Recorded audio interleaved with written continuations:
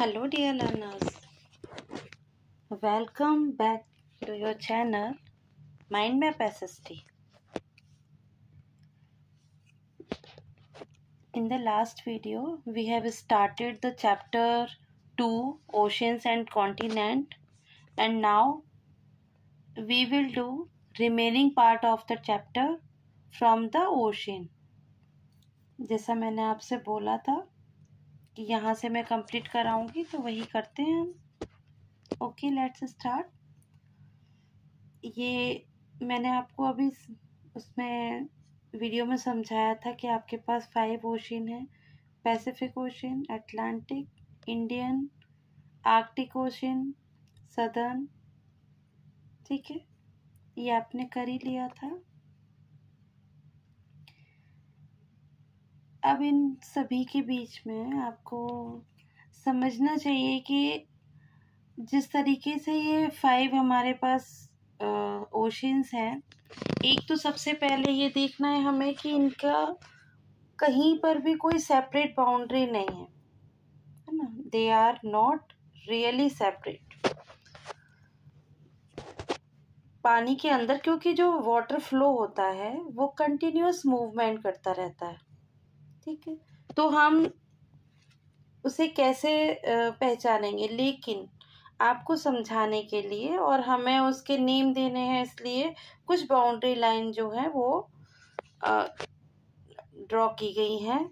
नीचे वाटर के अंदर कोई बाउंड्रीज नहीं है वहाँ. ठीक है ना. No more than convention, the natural world does not follow boundaries. Sea water of example constantly flow across different. ये देखिए. अच्छा, ये जो मेरीन लाइफ है, ये आपने अपनी प्रीवियस क्लासेस में भी पढ़ा होगा कि मरीन लाइफ क्या होती है. हम यहाँ देखेंगे. देखिए, रिलेटेड टू और found in ocean and seas. Sea और ओशन के अंदर जो उनकी जैसे प्लांट्स और एनिमल्स की जो रिच डाइवर्सिटी है, मतलब इतने तरह के प्लांट्स और एनिमल्स हैं वहाँ, उसको दोनों को मिक्स करके हम इसे मरीन लाइफ बोलते हैं. Many plants and animals species can be found across the multiple ocean. ठीक है, चलिए नेक्स्ट करते हैं हम. अब आता है आपका मरीन फ्लोरा. क्या होता है ये आपकी बुक में. हमें हमेशा ना इन चीज़ों को ज़रूर रीड करना चाहिए, ये हमारे काम आती है और इम्पॉर्टेंट भी होती हैं. फ्लोरा क्या है? फ्लोरा बोलेंगे हम उन्हें जहाँ इसमें टाइनी प्लांट से लेकर एल्गी, ये सब टाइनी प्लांट्स को एल्गी बोला जाता है. All kind of seaweeds. यहाँ पर बहुत तरीके के the plant life of a particle region और पीरियड ऑफ टाइम. यहाँ पर ये टाइम के अकॉर्डिंग बहुत सारे प्लांट्स जो हैं वो होते रहते हैं. तो वहाँ के सी वाटर के अंदर जो प्लांट्स हैं उनको हम बोलेंगे फ्लोरा, और ये जो एनिमल्स हैं उनको बोलेंगे हम फौना. तो द मरीन फौना, ये है आपका मरीन.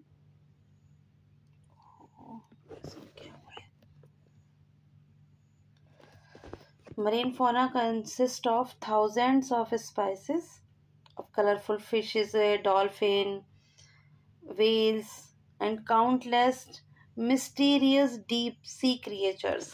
मतलब ऐसे भी हैं जिन्हें हम जानते नहीं हैं, पहचानते नहीं हैं, नेम भी सुनने में हमसे बोले ना जाएं. ऐसे कितने सारे एनिमल्स, कितनी सारी वेराइटीज़ हैं. लास्ट पिक्चर दिखाया था आपको, इसीलिए मैंने स्पेशल शो किया था. ठीक है, चलिए नेक्स्ट चलते हैं. Each part of the ocean from sunlight surface to the dark depth. कुछ एरिया ऐसे होते हैं जहाँ पर सनलाइट पहुँच जाती है डेप्थ में, और वहीं कुछ ऐसे भी होते हैं जहाँ पर नहीं जाती है. तो ये आपके दो. नेक्स्ट पेज पर हम मूव ऑन करेंगे. ये हमने आपको कल एक्सप्लेन कर ही दिया था. ये आपकी जो एक्टिविटी है इसमें आपको इनके ओशंस के नेम दे रखे हैं। आपने बस करना क्या है कि पैसिफिक ओशन ये किधर है, तो हमें इस पिक्चर में देख लोगे आप, ठीक है। तो कौन से वाले में है, नदर्न ओशन में है। अटलांटिक ओशन कहाँ है, ये भी आपका कहाँ है, नदर्न ओशन में है। इंडियन ओशन सदर्न ओशन में है, दिख रहा है ना। ये हमारी इक्वेटर शो की गई है, ये इक्वेटर है। तो जो इक्वेटर से नीचे का एरिया है वो तो सदर्न पार्ट है। सदर्न ओशन इसके नेम में ही आंसर है। आर्कटिक ओशन टॉप में है, इसलिए ये आपकी एक्टिविटी हो गई। हाँ जी,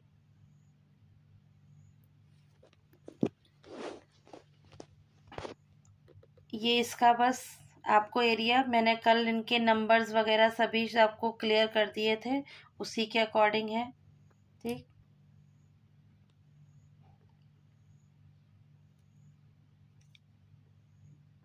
चलिए अब आते हैं हम ओशन एंड डिजास्टर्स। इसमें आप देखेंगे कि ये जो पिक्चर है हमारा, इसमें आपको दिया गया है आपकी जो मतलब ये चैप्टर स्टार्ट हुआ था उसमें भी आपने वो देखा था अपना जो मैप देखा था आपने, जब चैप्टर स्टार्ट हुआ था तो इस पिक्चर के बारे में बात की गई है कि इस चैप्टर में जो आपको इसमें पिक्चर में जो वाइट वाइट दिखाई दे रहे हैं ना, ये वाले, ये क्लाउड्स हैं। अब क्लाउड्स किस लिए दिखाए गए हैं ये हम देखते हैं। अभी वापस चलते हैं अपने पेज नंबर,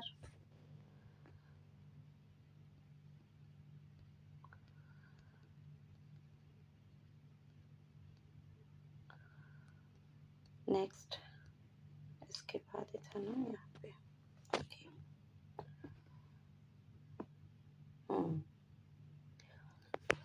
ये जो क्लाउड वाइट शेप जो था ग्लोब पर, ये आपको क्या दिखाया दिया रहा है, ये है हमारे large masses of cloud. Cloud से क्या होता है, ये आपके लिए रेन लेकर आते हैं कहाँ पर, कॉन्टिनेंट पर, और इसी से हमें क्या मिलता है, मॉनसून।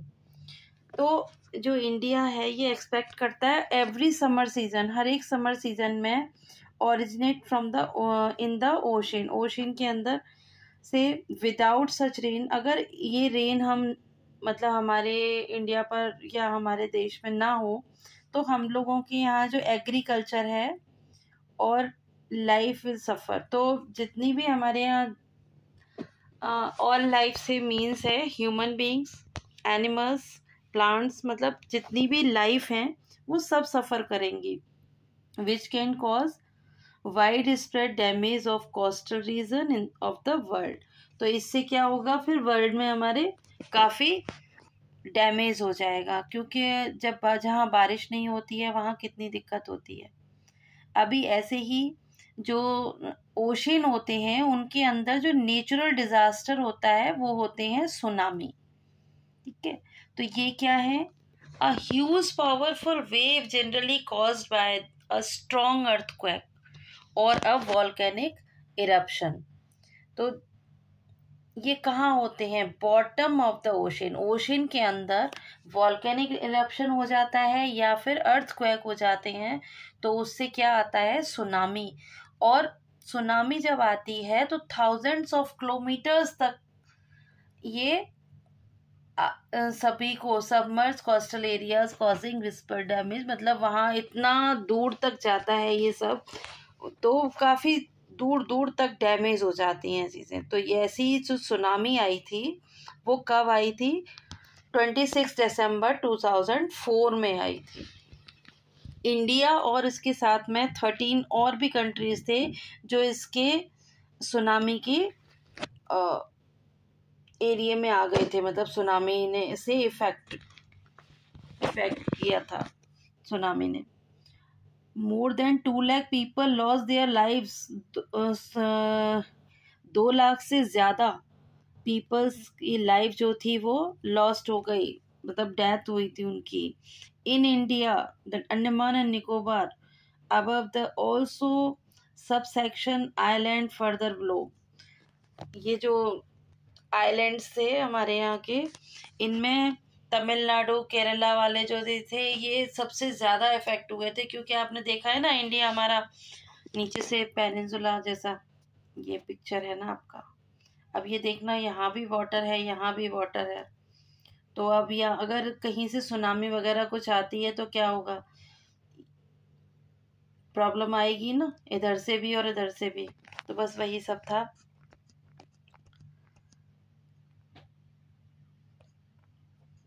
इसका नेक्स्ट पॉइंट है, इस तरीके की जो सुनामी होती है वो आती तो बहुत रेयरली है। Luckily they can often be detected before they hit a coast. ये कोस्ट मतलब किसको इफेक्ट करती हैं? ये सुनामी कभी कभी आती है, लेकिन होती कैसी है, ये एकदम विध्वंसकारी, मतलब सब कुछ तहस नहस कर देने वाली। आजकल इनको डिटेक्ट किया जा सकता है, हम लोग इसको मतलब अलार्मिंग होती हैं, ये पहले से पता लग जाता है। लेकिन अब किस तरीके से, इसमें काफ़ी सारे जो कंट्री हैं वो अपनी अर्ली वार्निंग सिस्टम के थ्रू लोगों को वार्न कर देते हैं, तो वहाँ से लोग अपना जितना जा सकते हैं वो चले जाते हैं, है ना। There is in particular in Indian ocean, तो ये Indian ocean tsunami warning system के थ्रू हम कई कंट्रीज़ को बता देते हैं। इंडिया कंट्रीब्यूट करता है, क्योंकि हमारे पास भी हम बता सकते हैं ना, हमें पता लगता है तो कि कहीं पर भी कोई लाइफ और प्रॉपर्टी का कोई मतलब इनको प्रोटेक्ट करने के लिए हम उनको आगाह कर देते हैं, पहले से पता लग जाता है। तो नेक्स्ट है कि मतलब इस तरीके की जो घटनाएं होती हैं जिसमें कि आपकी लाइफ और प्रॉपर्टी डैमेज हो जाती है, हम वो कैसे डिज़ास्टर मैनेजमेंट के थ्रू इसको हैंडल किया जाता है इन सारी चीज़ों को। India has its own national disaster management authority. हमारे पास, इंडिया के पास ये अपनी इन सब चीज़ों का सामना करने के लिए, मतलब उनको हैंडल करने के लिए ये नेशनल डिज़ास्टर मैनेजमेंट अथॉरिटी अपनी है, उसके थ्रू हम इनसे डील करते हैं। We will see more examples in the next chapter. Next chapter में हम देखेंगे। अब आते हैं आपके कॉन्टिनेंट, और कॉन्टिनेंट्स में हम क्या पढ़ेंगे, पिक्चर के साथ मैंने आपको कॉन्टिनेंट्स के नेम तो एक्सप्लेन कर ही दिए हैं, ठीक है। तो ज़्यादा बड़ा नहीं है अब ये चैप्टर, तो हम इसे यहीं इसमें कवर करने की कोशिश करते हैं। तो क्या है, ये आपके विजिबल होते हैं on map ocean. How many, आप इनको कैसे काउंट कर सकते हो, कई तरीके से कर सकते हैं, है ना। अब ये आपकी चॉइस पर है कि आप किस तरीके से इसको लेते हैं। North America, south America generally considered two continents. नाम दोनों का अमेरिका है, लेकिन नॉर्थ और साउथ, यहाँ पर ये इस तरीके से ये नॉर्थ है और ये इसको लेता हुआ इस तरीके से यहाँ पर ये साउथ है। तो हाँ, Europe and Asia generally consider two continents, लेकिन इनको बोलते हम क्या हैं, एक लैंड मास में जब हम इसे देखते हैं तो ये हमें एक ही कॉन्टिनेंट जैसा लगता है, और इसको हम बोलते भी यूरेशिया है ना। एशिया और ये दोनों मिलकर यूरेशिया बने हैं। Africa and Eurasia are generally regarded as two continents but sometimes as one, कभी कभी वन जैसा। तो आप ये सब इनको देखेंगे और रीड करेंगे। चलिए, हाँ जी, जो इम्पोर्टेंट है वो है आपके लिए ये बॉक्स, डोंट मिस आउट। आपके चैप्टर में जो डोंट मिस आउट होते हैं ना, उन्हें मिस मत किया करो।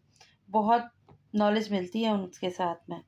तो ये जो 5 ओलंपिक रिंग्स आपको दिखाई दे रही हैं ना, ये हमारे कॉन्टिनेंट्स को ही रिप्रेजेंट करती हैं। कौन सा? अफ्रीका, अमेरिका, एशिया, ऑस्ट्रेलिया और यूरोप। ठीक है, चलिए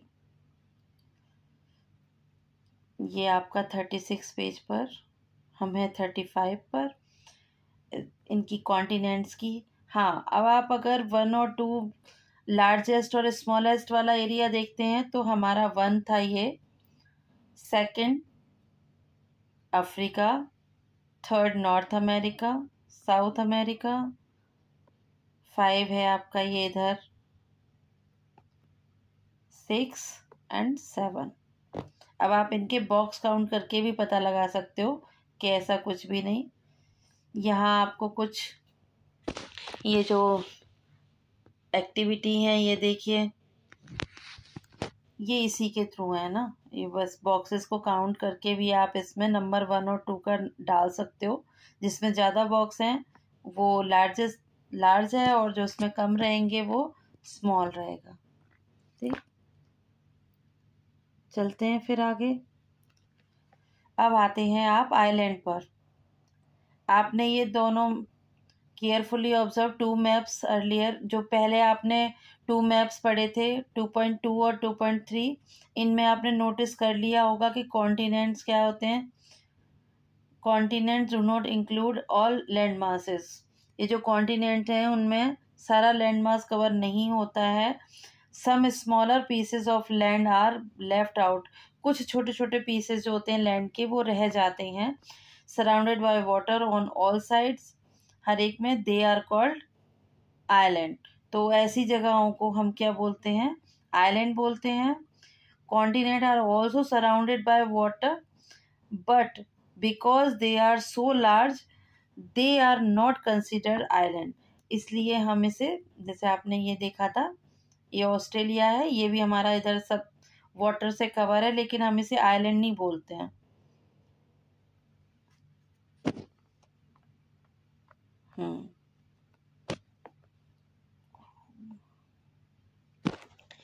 तो क्या करेंगे अब? आइलैंड की आपको डेफिनेशन मिल गई है। There are lakhs of island on the planet of every very different size. हमारे पास बहुत सारे आइलैंड हैं और डिफरेंट डिफरेंट साइजेस के हैं। अब इसमें कौन से हैं? चलिए आगे चलते हैं, डोंट मिस आउट। ये आप पढ़ेंगे। ग्रीनलैंड हमारा लार्जेस्ट आइलैंड है इन द वर्ल्ड के अंदर। ज़्यादातर बच्चे इसको ना, जब मैं कॉन्टिनेंट का साइन लगवा रही होती हूँ तो बच्चे ग्रीनलैंड फिल कर देते हैं, जबकि मना किया हुआ है कि बेटा ग्रीनलैंड ऐड नहीं करना है। अब देखिए ग्रीनलैंड है ना island, you would have to add the area of the 10 largest state of India to reach its size. हमारे जो लार्जेस्ट 10 स्टेट्स हैं उन सबको मिला दिया जाए, इतना लैंड एरिया है ग्रीनलैंड के पास। इंडिया के पास 1300 छोटे छोटे स्मॉल साइज के जो आइलैंड हैं, और इनमें 2 मेजर ग्रुप्स, इन सब में कुछ जो ज़्यादा 2 मेजर ग्रुप्स, अंडमान और Nicobar island in the Bay of Bengal and Lakshadweep island in Arabian Sea. तो निकोबार, अंडमान निकोबार आपका कहाँ है? इधर, ये आपका पेनिनसुला वाला जो एरिया है ना, इसमें इधर आपके क्या है? ये अंडमान निकोबार। और लक्षद्वीप कहाँ है? यहाँ जो केरला के सामने मैंने आपको ऐड कराया था, ये आपके। तो यहाँ पर क्या है? ये बे ऑफ बंगाल है और ये आपका अरेबियन सी है।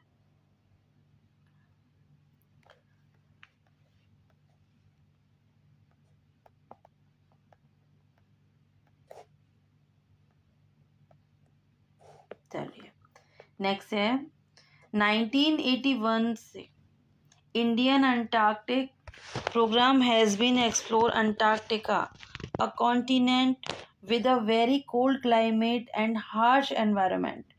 1981 से अंटार्कटिका को देखा जा रहा है, एक्सप्लोर किया जा रहा है कि वहाँ का जो एनवायरनमेंट है, क्लाइमेट है, वो बहुत कोल्ड है ना। तो अब वहाँ पर क्या है, देखो जो साइंटिफिक ये क्या है, रिसर्च के लिए वहाँ पर हमारे कुछ सेंटर्स बने हुए हैं जो कि